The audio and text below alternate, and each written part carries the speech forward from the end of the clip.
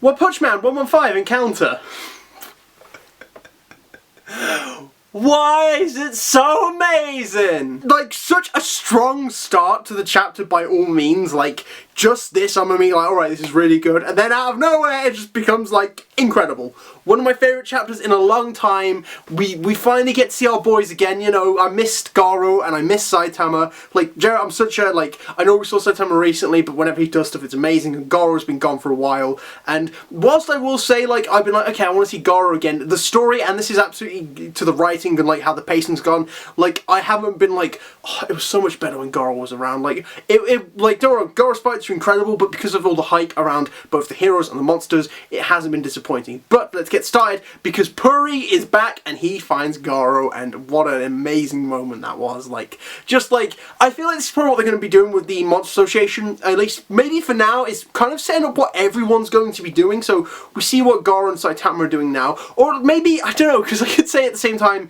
like, maybe it won't, but then I'm just basically saying it will or it won't, who knows. But maybe because of like how it ends on Garo and Saitama, but there are other characters who we don't fully know about, like Fubuki, Bang, Bomb, Darkshine, Genos, characters like that who just kind of like sat on the side, who are sitting on the sidelines for now, but will be important somewhere, as well as Rover and Neon actually. But any case, Garo's back. And he is quite drastically different in an amazing way. Because, of course, Puri, as we've seen, has been nothing but impressive. His growth rate has been insane. And he is there to be, like, obviously the power scale between Garo, like, what Garo is, and, like, compared to what he was. And, like, you know, Puri's been amazing. And, like, you know, obviously taking attacks from demons and dragons pretty damn well. And then Garo, like, nothing, is just, like, bam, bam, bam, bam, with his first few blows, like, severely injures Puri, and Puri's even like, you know, I took my bristle armor, like, I had that up, and I'm still this badly damaged, I have awakened a monster, and this is what Garo's next stage is going to be, and I think the chain, like, there's that obviously bit where the chain snaps, and I think it's done so well to show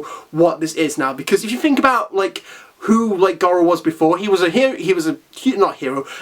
who wanted to become a monster fighting humans, and that has been his constant growth rate. Like, you know, he never needed to change as a person. Like, obviously physically he had to grow stronger, and mentally, like, in terms of, like, you know, tactically, he had to grow stronger as well, but he never actually had to change that much as a person or a fighter because of this, because he'd always been up against humans and had managed to beat them time after time after time.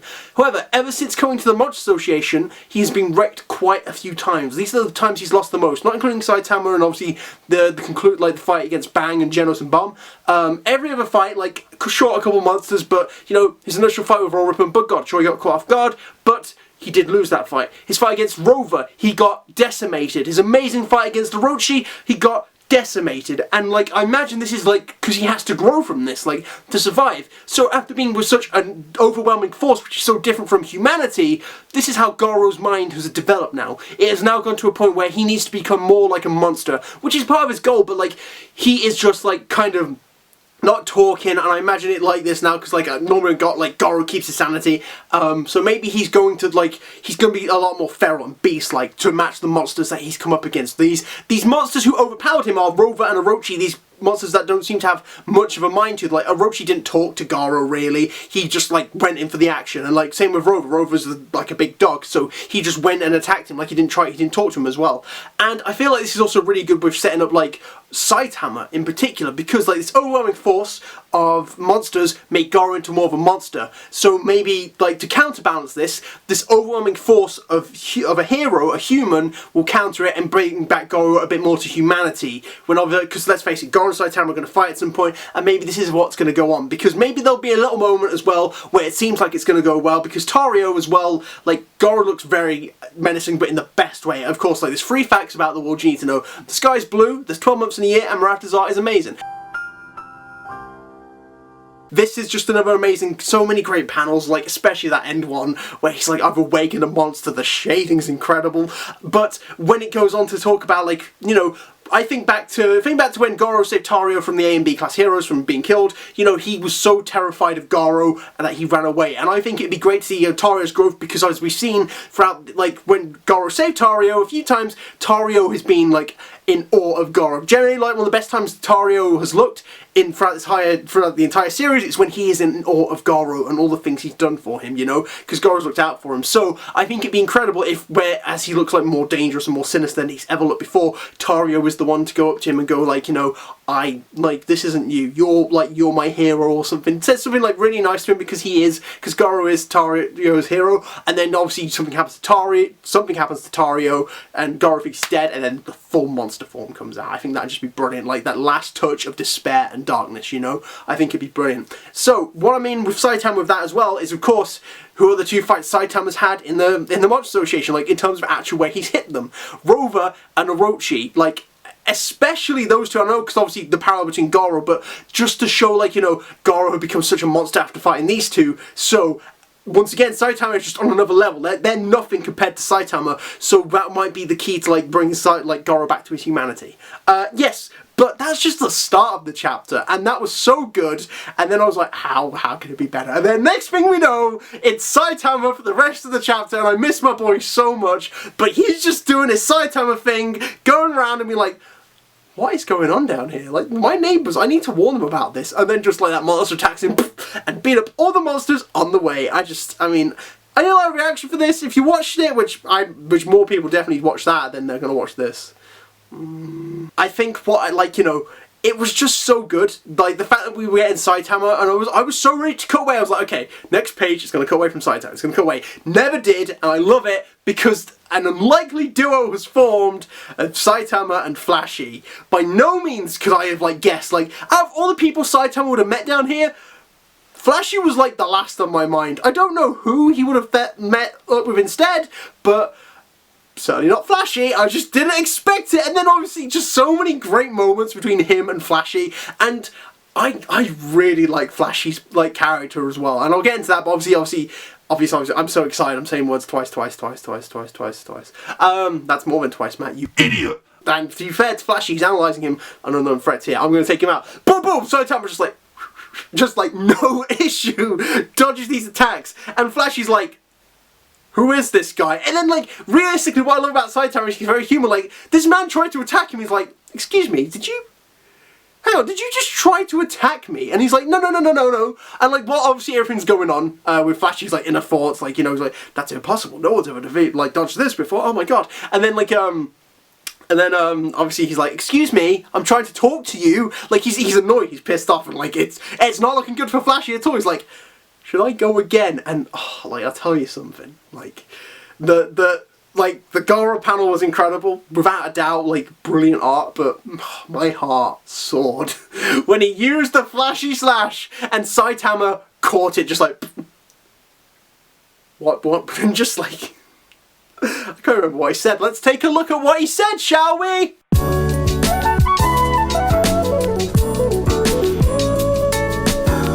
Since you attacked me, does this also mean you're a monster? And, like, when that fist goes up, like, Flashy's immediately, like, I think it's fair play to show his strength, because the strong recognise Saitama, and whilst he doesn't fully recognise Saitama, at the same time, like, just that moment, that beautiful moment where he raises the fist and he's like, whoa, I'm not a monster, just Saitama, like, you're Forlock's in the face, because he just wants to hit him, and then what I mean by I love Flashy is, like, his excuses and personality, because, like, even Flashy, like, he's a hero, and I like this, because he's, like, but he's also a ninja, so, like, we get the hero and ninja side to him, so the ninja side where he's full of pride, and, like, he's like, you know, I'm amazing, and I was a bit concerned about, like, how Flashy would be, because, like, mostly because of how we first see him interact with Tatsumaki, which I didn't hate, but at the same time, he was good. Like, I thought he'd be another hero who's like, you know, I'm better than all of you, what am I doing wasting my time with you guys? But he's actually quite decent to the lower ranks, because he's like,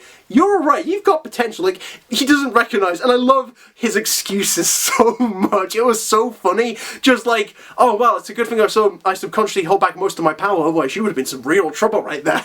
He just, like, he cannot accept the fact that Saitama is stronger than him, and then, like, even to the point where, like, Saitama's like, but you went for me again. That was my hand slipped. So many brilliant moments with these two, and, like, I'm so excited to see even just Saitama, like Flashy had a lot of good comedy. Saitama, oh my god, like, how long's the Monster Association been going now? Like, since, I don't know what chapter, But obviously the Super Fight tournament, like near the beginning there, was when they made their big official reveal, like of who they are, and Saitama, our main character, has just found out about these guys now.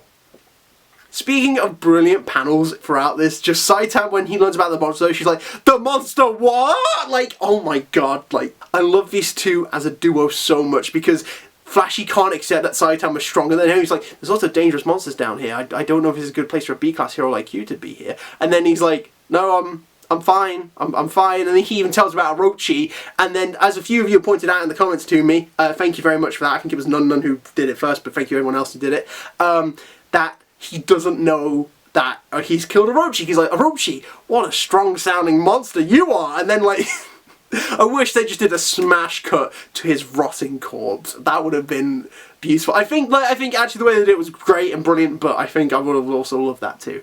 But yes, just their whole dynamic was so funny. Like just Saitama being clueless about everything that's going on, but realizing he's done more than anyone else. But Flashy, of course, not also being very clueless to how strong Saitama is, but at the same time, not actually, like, he's refusing, like, he gets Saitama strong, but I feel like as his ninja pride won't allow him to, he refuses to accept that that he's stronger than him, that he's faster than him more than anything. Because obviously they go on as a duo, and he's like, you look out for yourself down here, and then Saitama's like, no, I'll just come with you, I'm joining you, and then he goes to run away. What a beautiful ending to that whole bit, which just obviously Flashy like run away, like, I guess I'll pick up the pace, and then just the next page, Saitama's like, let's go! It's just beautiful. And what I think is so beautiful about it is I would love it if they get so distracted. Just imagine this. Saitama has obviously defeated now Goketsu, Elder Centipede, not killed but defeated Rover, and also not scared off Nyan, and obviously killed Orochi. What if Saitama, and like we've all been like on a podcast and we've all been debating about like who's gonna fight who and like what matches are gonna win. I feel like the more I see of him, the more realistic the chances are he's going to beat all the executives and like not even realise it. Just listen to this idea, because I feel like this would be a very One Punch Man thing to do. Imagine Saitama and Flashy are running around the organisation, because Saitama is obviously trying to keep up with Flashy, like, let's go, but Flashy's like, I need to lose him, I can't be lost, I can't believe this B-class, nobody's keeping up with me. And then we just cut to one of the fights. Doesn't matter who. Let's say for this example, Piggon and Gums, which is a fight I'm looking forward to because I think it'll be very like a very brutal fight, just very physical in terms of like, you know, not much talking, just pure hand-to-hand combat, and it's going to be really intense and really interesting to watch. And then just imagine one panel, like Gums maybe gets the upper hand briefly on Piggon, and then all of a sudden, a chunk of Gums is missing, because without realising it, Saitama has just ran straight through him, and Flashy's avoided him. He's like, whoa, like there's an obstacle in the way. Saitama's like, what? Pfft. Gums is dead. That sounds like a very, like, he accidentally defeats an executive would be one of the best moments of One Punch Man. I know, I feel like a lot of the fans would hate it. It would, like, it'd be a moment I just couldn't love more if he just didn't accidentally, nonchalantly beat an executive. But I feel like that could happen. I'm gonna be honest, that's my prediction, and my predictions don't normally come true. But if that happened, I would love it so much.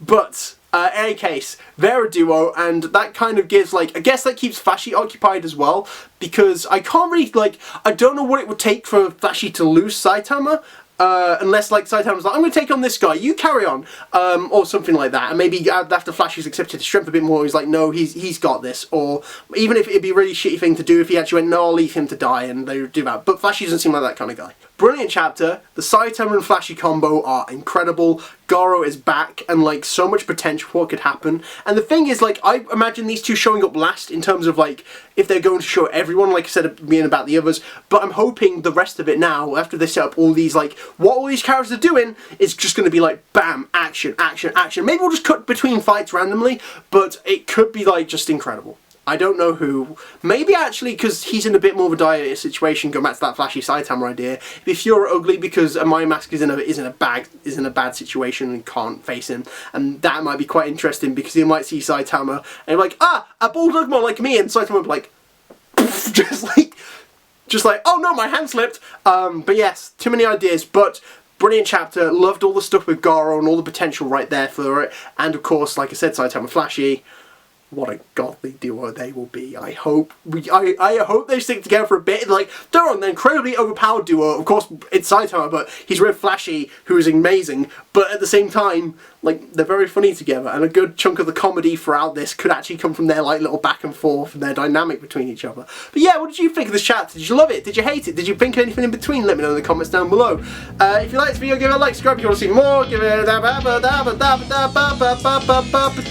what's the song we're singing? I don't know. Goodbye, Matt.